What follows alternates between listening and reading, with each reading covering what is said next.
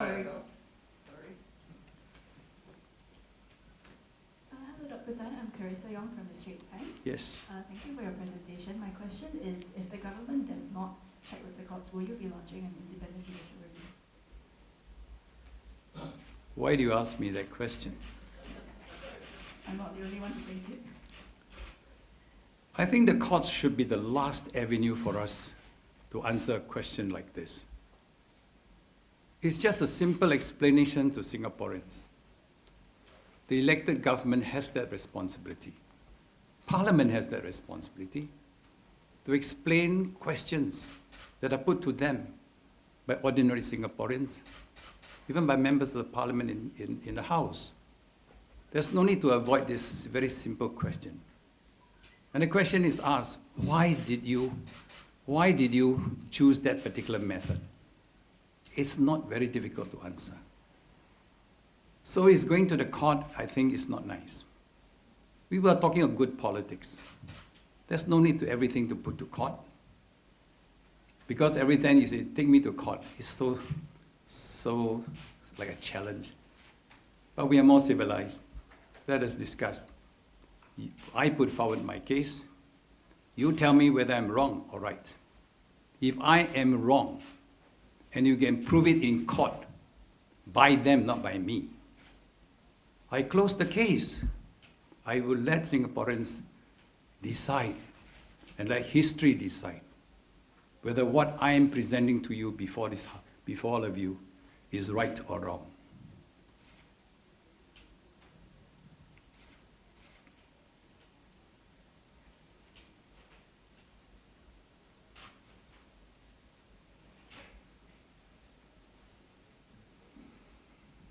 Sorry, Dr. Tan. I'm Carissa's colleague, Yuan Si, from the Straits Times. Okay. Actually, what we wanted to find out is you are asking the government to refer this decision to the courts. Correct, to yes. see if it is legal, right? Yes. Which means that it would be a judicial review of the Parliament's decision. So we are wondering, if the government doesn't do it on their own, then will you be applying to the court to review this decision, or will someone else be doing it?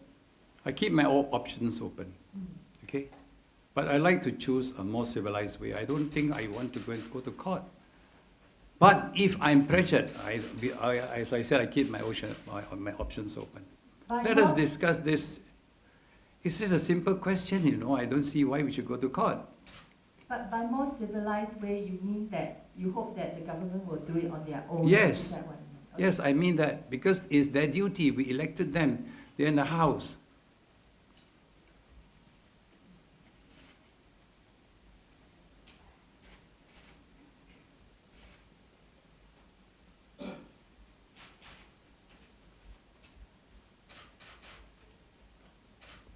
Yes, please. Hi, Suhal from the Middle Ground. Middle ground, okay. Yes, we're an online news site. Okay. So very quickly, given that you're calling for an open election now, and internationally, given the more assertive China, What? There's a more assertive China regionally, right? So do you think Singapore can actually be seen, run the risk of being seen as a Chinese country, should the reserve election not happen? No, I think we should not. See, the discussion today is on reserve elections. I don't want to bring international elements into the election. And it is a very more local thing for all of us. I think we should settle this among ourselves. How they interpret, I think, how the outside forces interpret, I leave it to them. But basically, we must decide as in Singapore whether this particular election that is being called is the right thing, or it should be a reserve, or it should be an open election. I think I don't want to move away. I want to move away from all the others. I want it all to be very clear whether my presentation, my arguments make you understand why I come today to try to convince you all my position. Yes, please. Dr. Tan Cheng from Bock. Yeah, I think you recognize. recall. Yeah, I recognize can't it. stand up because there's a live streaming for online citizens, so Where? pardon me for my rudeness. In live streaming, they didn't get permission from me, right? It's an open. Okay, never mind, just joking with you. Sorry, Dr. Tan, just wondering, because you are also not qualified for this election because of other criteria, be it the shareholders, equity, and so forth. So what do you think by doing this will actually give you a higher chance to be qualified to stand for the elections? Thanks. No, but I think I've always believed that if I see something that is not correct, or I believe is not correct, I should take it up. If I see a wrong, I want to correct a wrong. It has been my position all my time, all my life, and even in Parliament too. If I see something that is not correct, I will take it up. But it's not for me. I think it's for Singaporeans at large. Singaporeans at large must learn to question whether it's correct or not. We cannot just accept everything at face value. And I hope that even if I can't stand, never mind. But at the end of the day, Singaporeans must stand up and speak and ask yourself whether this particular issue is right. And why is it right in their eyes? Because to us, we don't think it's right. So if all of us stay silent, then I feel sorry for this place. We are always so frightened to ask questions. We are so frightened because maybe they're always going to take you to court or something like that. But never mind, stand up for what you believe in. So if I don't become your president, never mind. I want you all to understand that you must speak and do what you believe in. Did I answer your question, my dear girl? Yes, thanks.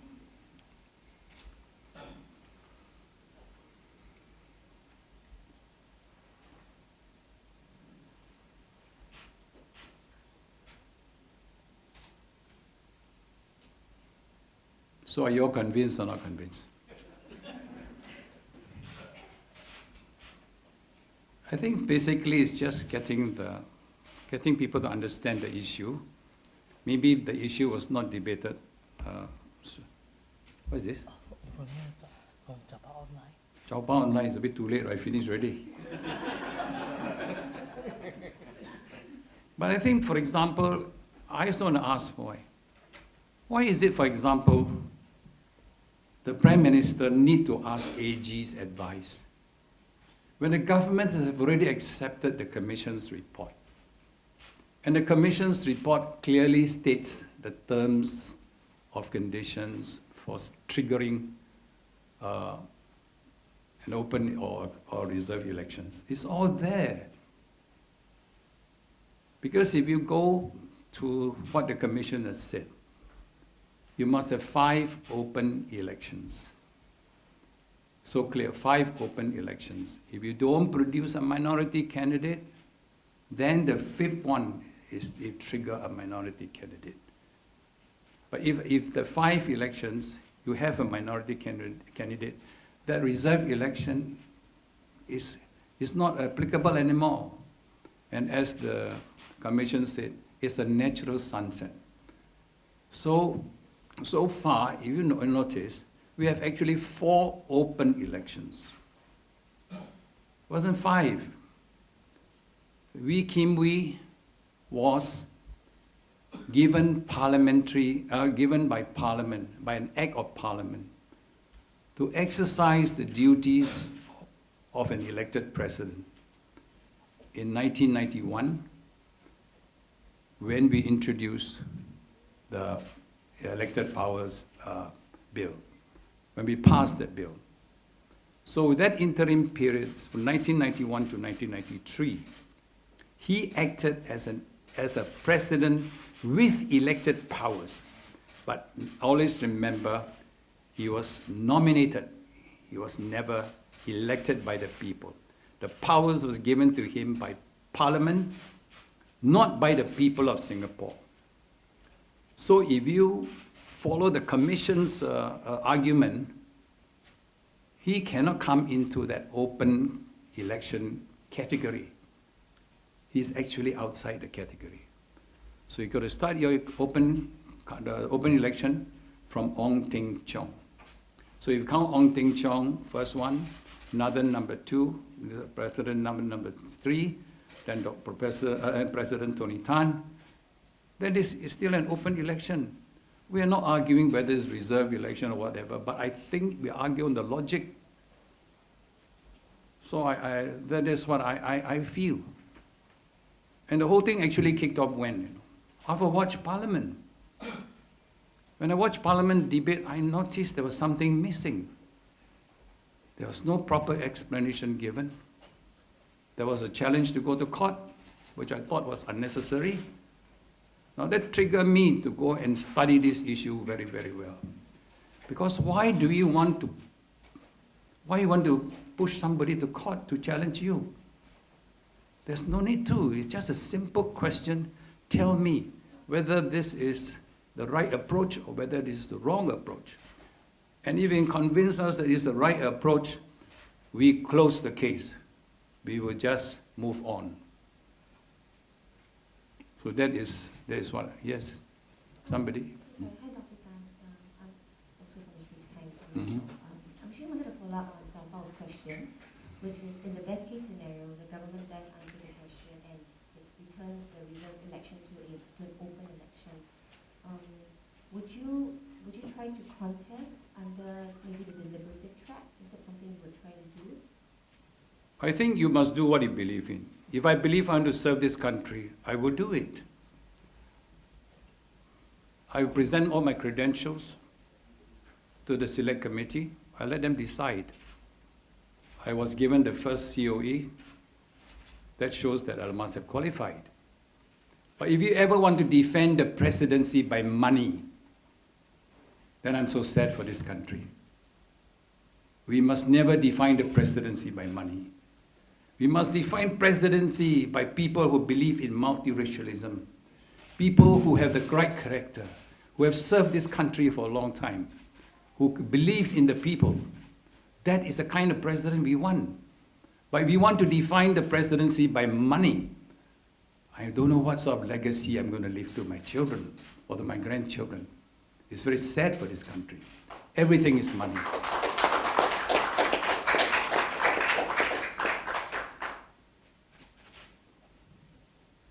My name is Ravi Pulaman, I'm a blogger.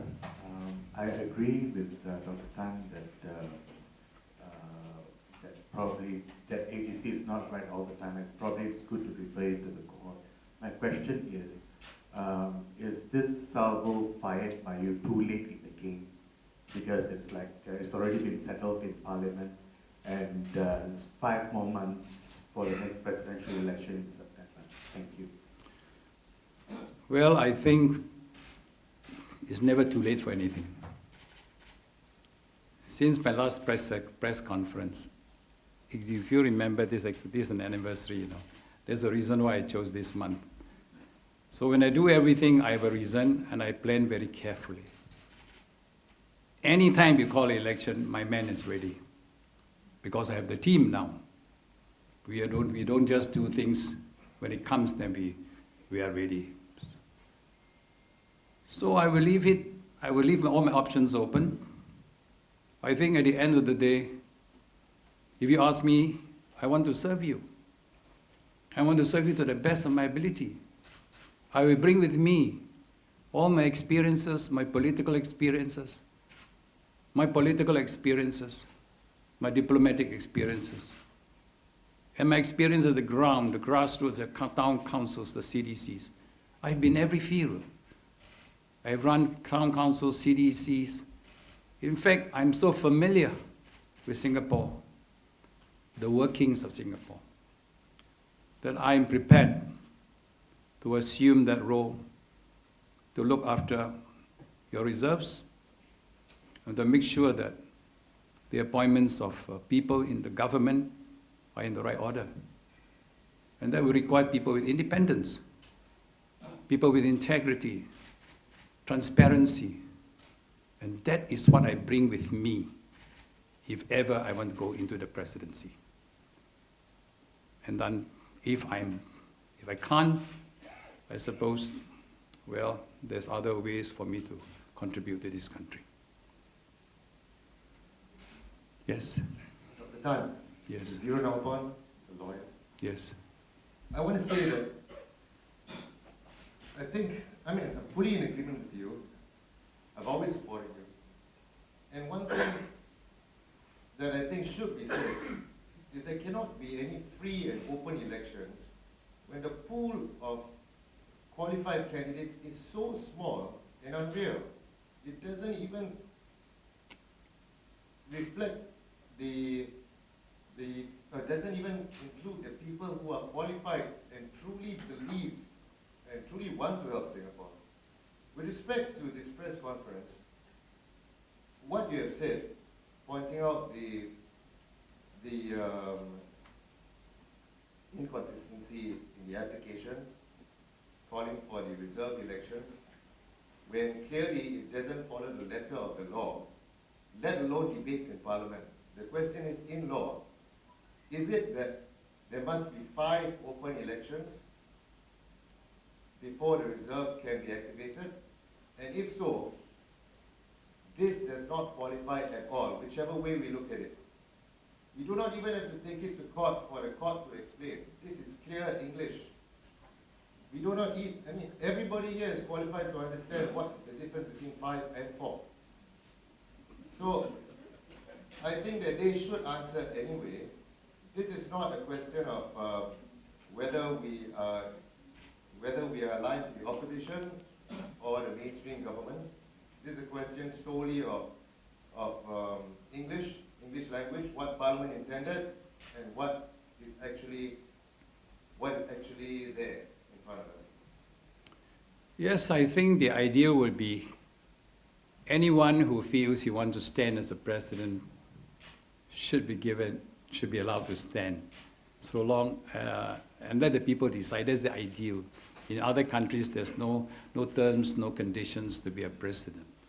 There may be a few countries having it, but most countries, in all those democratic free countries, we want to give everyone a chance. The day he's born, we know that he might one day become a president. But all that you mentioned, all those terms and those conditions were all crafted in the Presidential Act, and also currently the Commission's terms and conditions of reference. That's why they also, I agree, why should they have 5 terms? Why not? But that is the formula they gave to us. So when I look at it, I abide by the formula. So I took that formula. That is already in the Constitution, in the Constitutional Commission's report. They said 5 open elections with no minority candidate, then you trigger the reserve election. And the purpose is to have minorities candidate to come in. That is the reason. So in the event there is no Malay, minorities, then you trigger. If there is minority, the whole thing doesn't trigger at all. It doesn't trigger. You can have the next president who is not a minority. That is their formula. So we abide by that formula. And the other question, what do you ask? So many things. I think that's rough. I think that's it. What I know what you want is better to have, no need to have any of these terms and conditions. But it's not us who define. Who defined the presidency? We crafted the whole presidential act in such a manner that we define certain terms and conditions. We would have been better off maybe in the old system where we just nominate somebody. That would have been the best, because then we have the choice. Every term we can have a different race, and that would actually be the best formula. But we have already went to Parliament, we enacted the law, the bill, and everything is already there. Has also been used for already 4 terms. So I think to go back to the old one is not possible. And I agree with you that very difficult to have to be a candidate to be a president in Singapore. The private sector, I'm sure referring to the private sector. The private sector That's going to be very difficult for people to come forward and stand, because the terms and conditions are so difficult. Currently, if there is, let's say, somebody from a foreign country and become a Singapore citizen, right? And he owns a big company. He is more qualified than me to stand as a president because he has reached 500 million. They paid up the equity. And is that type of people you want them to qualify? But that's our law. We emphasize so much on the money side. We lost touch of our people's needs. The country needs people who care, people who want to serve, not people with money. And if we keep on harping this money factor, I feel very sad, and I'm sure all of us agree. But unfortunately, we can't help it because it's already like that. Yes. Just wondering, would you set time frame for you? Mike, is there? Sorry. Just wondering, will you set a time frame before you decide your second move, your next move? I don't know whether I should tell you my strategy or not. But how long do you think you will give the government the allowance of time before you decide to mount any action? I always tell my men, timing is important. So you trust me. When I see something that I think needs to be done, I will do it. And I'm sure I will do it in such a way that I won't miss the boat.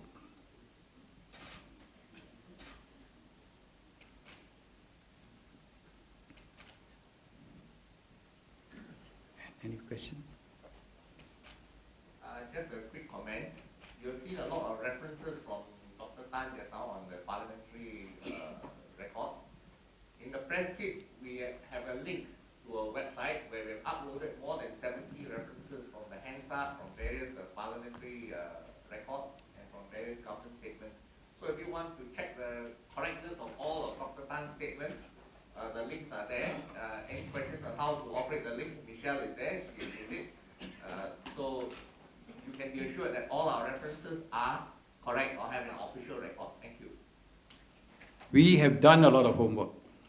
You can see from the press kit material that I'm giving you, we did a lot of work.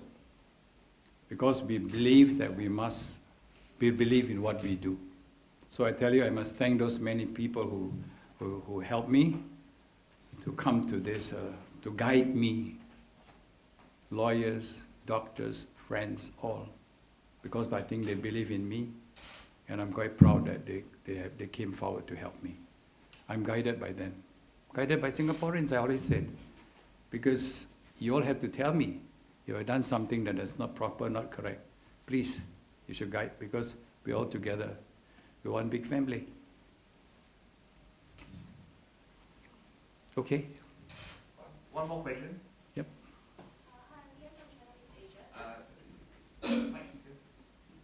Hi, Leanne here from Channel News Asia. Just a quick question on why you're choosing to call this press conference now, and why you're choosing to question this now. Could you have done it perhaps during the commission hearings or earlier on? No, first I shouldn't interfere with the commission's hearing. I mean they have to go. I have to go. I have listened to everything. But I think the trigger was the parliamentary debates. The parliamentary debates actually triggered in my mind that something I missed. In fact, I was quite resigned that maybe I cannot stand this cannot stand in this coming presidential election. But when you listen to the parliamentary debate and the manner the exchanges were going on, you feel that something is amiss. There was a question asked. Explain, very simple words, explain why is this happening? And then suddenly the thing was, well, if you don't believe me, if you're telling me that I'm not telling the truth, you're calling me a liar, you go to court. When I heard this, it hurts me, because that is not argument, you're throwing statements at me. If you throw statements at me, how am I going to respond? And I don't blame those people for not responding, because I throw all these statements at you. You don't believe me? Challenge me. Take me to court. But that is not what we want Singapore to be. We should say, okay, I'm doing this because of this, this, this. And make me believe, make me understand the issue. Not threaten me to go to court. And that's what I think Singaporeans must understand. You must understand the issue and not be afraid when these statements are thrown at you. I'm not afraid. That's why I'm here today to tell you that I don't like the manner in which you throw questions, that you threaten those people for challenging you. We should avoid all these threats. We should come to terms with ourselves that this is an open country. We debate issues. We don't threaten or we don't get angry over such issues. We must be civilized. We're all talking about good politics. What is good politics, you tell me? Okay?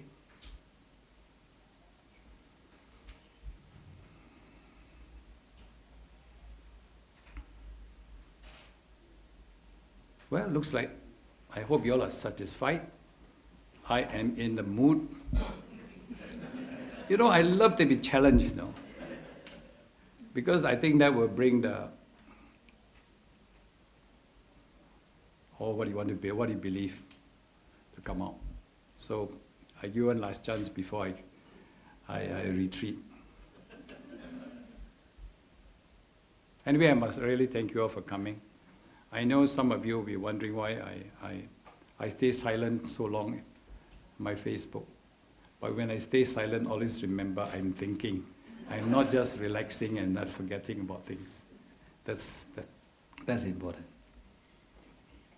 Okay, I think that's all right. We can close the meeting. Let me thank you all for coming again. My men will distribute all I think just sit down. We will give you the various, the press kit to you. Okay, the press kit will have my CV also inside, and my speech is all there. So you don't have to worry, even if I've missed writing down the notes, it's all there. We'll give the press kits only to reporters, please, to the press.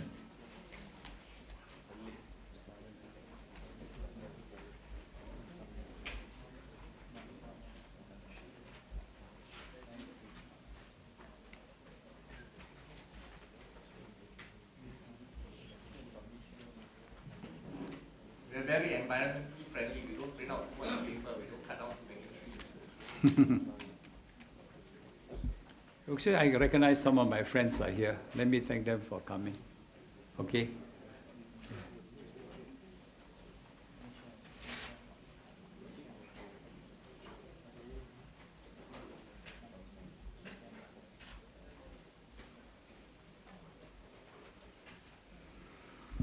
Okay. Okay, once again, thank you all.